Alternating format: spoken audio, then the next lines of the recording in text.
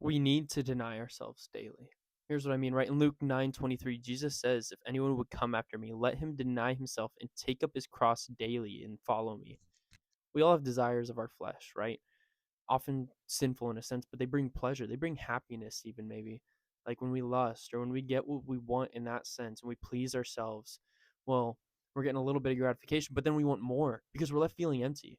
It's not fulfilling, but it's something we chase after over and over that's ending up worthless because we gain nothing and we forfeit our soul, right? And the same with pride, right? We make ourselves feel so great. We make ourselves feel amazing. We have a high view, but it ends up getting nowhere and it just hurts other people. It hurts other people and brings destruction because it doesn't lead to life.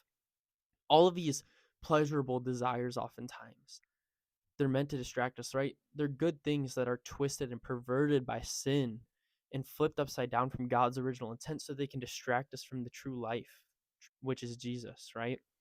That's why he says to take up your cross daily, to crucify those desires, those sinful desires, and follow Jesus daily because it's something we have to conquer daily. And it's the whole part of following Jesus to humble ourselves, to realize we cannot do it on our own. We need God to help us. We need God to lead us because when we lead ourselves, we just go back to that sin. We just go back to those worthless things that make us feel empty and will end up leading us to death, right?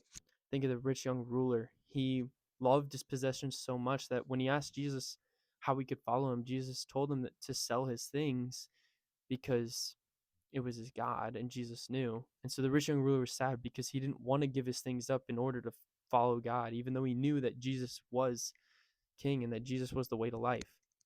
Jesus is all you need to satisfy, right? In John 4, he's the living water that eternally satisfies you and fills you with abundant life, and that you can have nothing except Jesus and you will still feel full.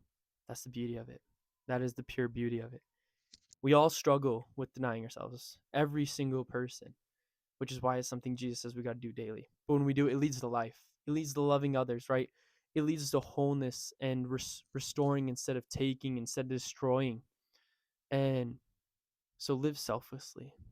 Deny yourself. Ask God to lead you and help you because there will be healing when that happens. There will be insane transformation around you and in you when that happens. And life will just start to spring up around you. People will be helped and love will abound. So stay in the word, y'all, and have a blessed day.